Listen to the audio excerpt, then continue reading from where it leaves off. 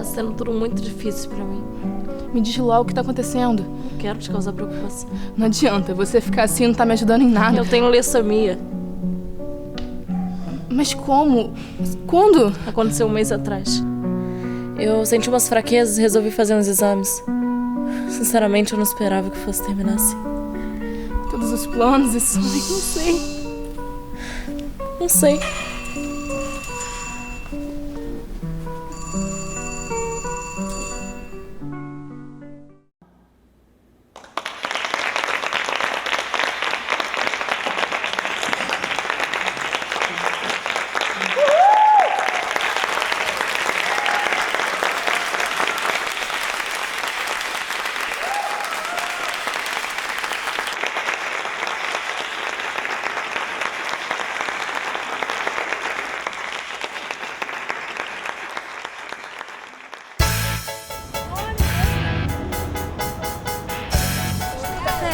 Adorei a peça, os meninos foram perfeitos. Adorei, achei ótimo, mas eu te chamei, você falando que não queria ir, né? Eu tava com alergia, mas valeu super a pena. E na hora que o telefone tocou na peça, que absurdo. Gente, se fosse comigo eu não sei o que eu faria, olha.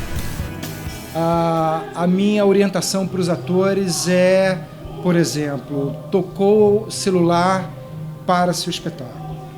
Essa é a minha orientação para qualquer espetáculo que eu esteja dirigindo. Eu dou essa orientação para os atores. Não é uma regra, não é obrigatório, eu deixo que eles decidam isso, mas a minha orientação enquanto diretor é: tocou celular para seu espetáculo e fala-se com a plateia, pede-se para se desligar o celular. Essa é a minha orientação. Qualquer outro tipo de barulho não, porque aí é natural, as pessoas tossem, levantam, as cadeiras rangem, enfim. Faz parte, né? Mas eu acho que o celular é um desrespeito muito grande, então eu acho que as pessoas têm que se tocar e a forma delas se tocar é o ator parar o espetáculo e pedir para desligar o celular.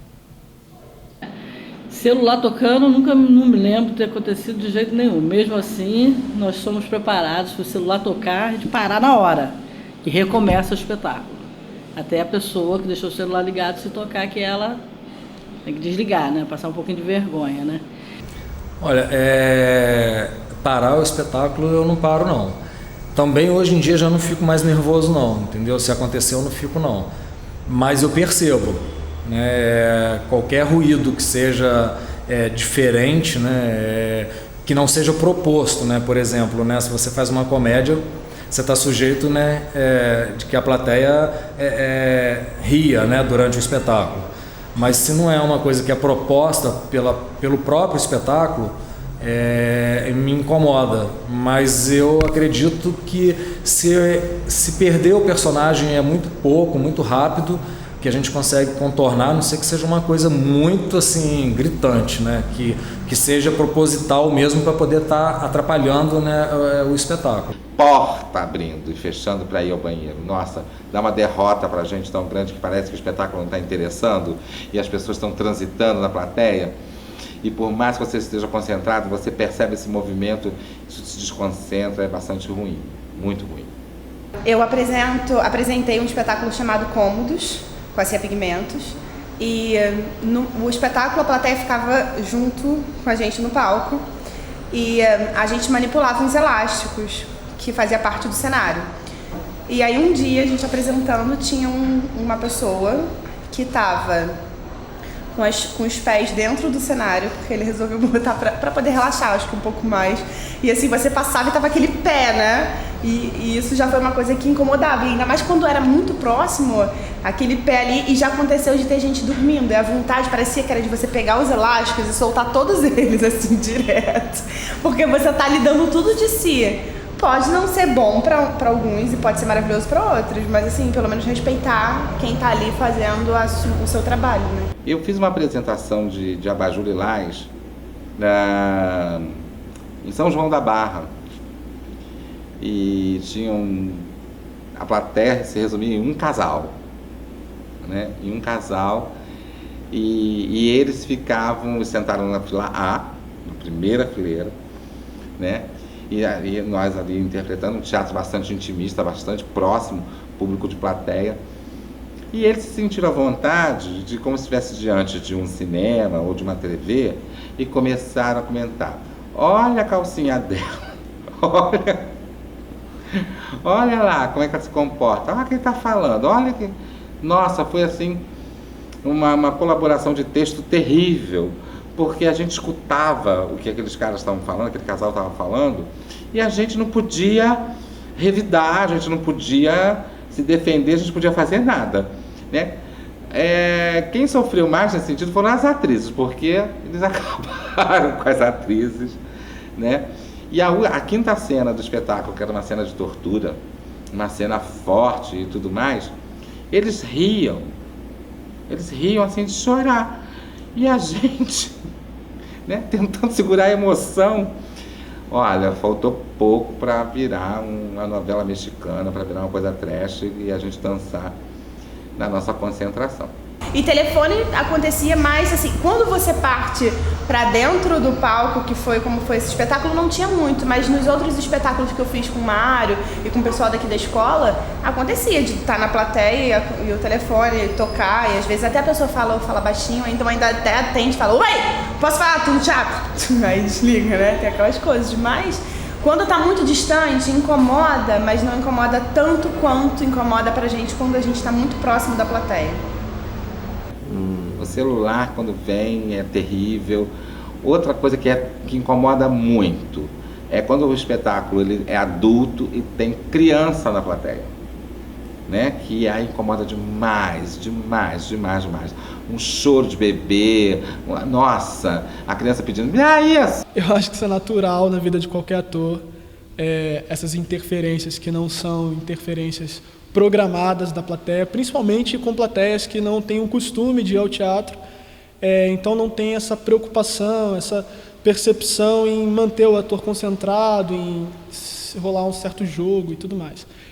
Acho que isso é normal acontecer, e o que deve ser feito é o que deve ser feito, que é você continuar o seu trabalho, porque você não pode interromper ou parar de alguma forma, ou deixar o jogo cair, diminuir a intensidade por conta de uma interferência da plateia.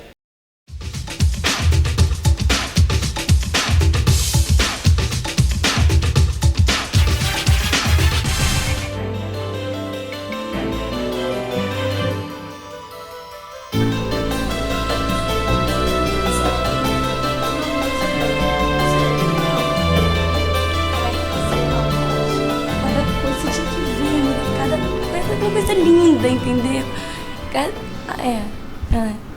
Calma aí que eu vou ter que desligar, depois a gente se fala. Tchau. Agora? É que eu passei na loja pra comprar um sapato. Você tem que ver o sapato. E eu fico aqui há 45 minutos te esperando.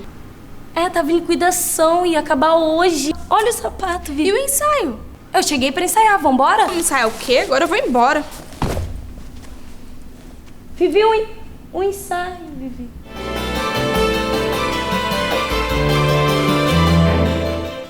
Isso acontece direto. Isso acontece bastante. Sempre que a gente marca ensaio, quando a gente vai apresentar, acaba sendo natural. Um atrasa um dia, outro atrasa outro. E aí a gente vai aprendendo a conviver, a poder associar um horário de um com o horário de outro e ensaiando da melhor forma possível. Mas a gente vai levando, né? Isso acontece muito em teatro, onde nós formos fazer teatro, ensaiar, prova, isso sempre acontece. A gente tem que saber lidar e tentar se superar e sobressair nisso tudo. É desconfortável para a gente que fica aguardando, que reserva o tempo, né? É tão difícil a gente dispor de tempo, muitas vezes fora da nossa rotina, né? E vai e não comparece. Então é desagradável, é desconfortável, é um tempo perdido, e isso pode culminar num resultado negativo para o trabalho. O trabalho pode não ficar bom em consequência de um atraso pelo tempo reduzido para prepará-lo, ou pela falta. Muitas vezes a gente vem e os companheiros não comparecem, né? Então, muito importante é a comunicação, porque imprevistos todo mundo tem, e a comunicação facilita bastante. Hoje, com celular, é sempre tão simples, né? A gente dá um toque e tudo se resolve. O que não pode acontecer é assim, eu acho que a maior falta de ética é quando chega no ensaio, a pessoa não está comprometida, ela está desconcentrada, porque aí faz aquele tempo, aquele pouco tempo que a gente tem, não ser rentável, o que é pior. Calma, eu vou pescar um copo d'água pra você, tá? Aqui. Calma. Tudo vai dar certo, tá? Ok, menina, camarim, o espetáculo vai começar. Ai, foi legal? Pô, ótimo.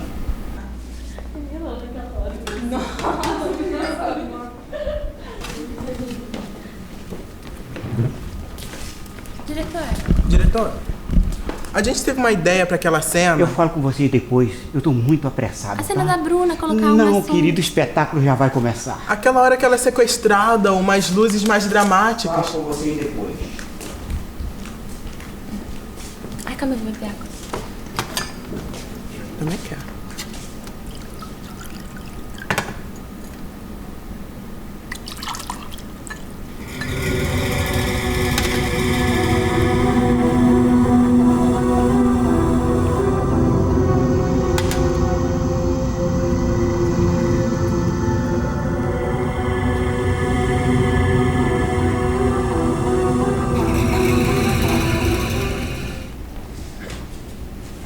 Calma.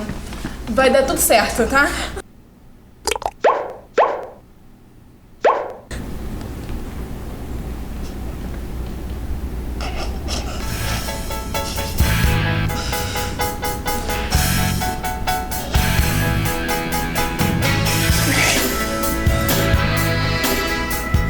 Eu fazia Trilhos, fazia esse espetáculo, foi até minha formatura em 2004. E aí eu fazia o personagem que era o Birusco, que era um andarilho, vivia numa estação. Tinha meu carrinho, tipo carrinho de feira, cheio de bonequinho, cheio de tudo que você imaginar tinha dentro daquele carrinho, tá? Até um binóculozinho, que antigamente via foto, né, naquele binóculozinho. E aquilo tudo era arrumado de acordo com a cena que eu ia fazer, que quando eu virava o carrinho, tudo já caía em determinado lugar. Vocês são estudantes de teatro, vocês sabem disso, né? Que tudo é marcado. E aí um dia uma atriz foi e resolveu, antes de entrar em cena, brincar com o meu carrinho, ver as bonequinhas, ver as coisinhas, tirou tudo do lugar. E aí eu fui, entrei em cena, até que quando eu reparei, já estava em cena e cadê minhas coisas? Tudo fora do lugar. Só eu sei o que eu passei, entendeu? Na hora de virar, eu fiquei dando truque pra cá, era uma música que eu tinha que fazer essa música e terminar a cena, tinha que terminar, quando terminasse a música, e eu andando pra cá, pra lá, não achava as coisas, fui achando, jogando e saindo correndo. Quase matei essa menina. Te pega desprevenido e você fica meio sem ação, mas você tem que resolver tudo muito rápido, entendeu? Você tem que estar pensando no espetáculo, né? Você tem que voltar, e se você não tem aquilo que você precisava, você tem que dar um jeito, improvisar, enfim. Tá arrumado na coxia, não mexa. Porque o ator, quando tá ali, ele pega seu material e entra pra cena no personagem, ele sabe aonde estão as coisas. Se o outro mexer, pronto. Acaba até com uma cena. Uma vez eu estava dirigindo um espetáculo, eu era o diretor do espetáculo, e nós tínhamos uma camareira que falava muito, né? E ela conversava demais o tempo inteiro com as atrizes no camarim, com os atores, e sempre contando casos de outros espetáculos de que ela tinha trabalhado, né? No qual ela tinha trabalhado. E isso começou a incomodar muito os meus atores, porque eles viam que se ela comentava casos de outros espetáculos que ela tinha trabalhado, na qual ela tinha trabalhado, de atores, de atrizes, coisas que tinham acontecido dentro desse espaço íntimo que é o camarim, provavelmente também iria comentar deles, os atores, né? Então, eles chegaram para mim e pediram para que conversasse com ela. Eu conversei com ela, ela não recebeu muito bem, mas enfim, continuou na produção, mas não parou, até o ponto que eu tive que realmente dispensá-la e contratar uma outra camareira. Isso eu acho que porque a questão da ética não envolve só os atores, o diretor, envolve toda a equipe que está envolvida na produção, né? o contra-regra, camareira, né, o iluminador, enfim, todos fazem parte desse grupo, dessa equipe, que tem que ter um respeito e um cuidado muito grande um com o outro.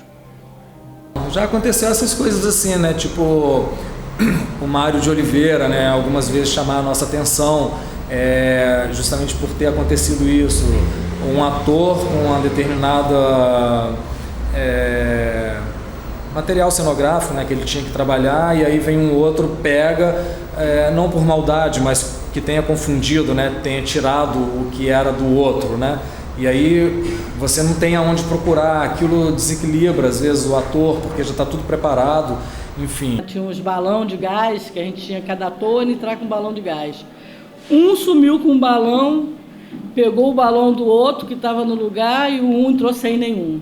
E assim, esse foi um espetáculo que marcou muito, porque eram muitas trocas de roupas. A gente tinha, cada um tinha um cesto, a gente comprou um cesto de roupa suja, onde a gente botava todas as roupas ali dentro para poder tirar e jogar, para não ficar aquele montoeiro de roupa no palco.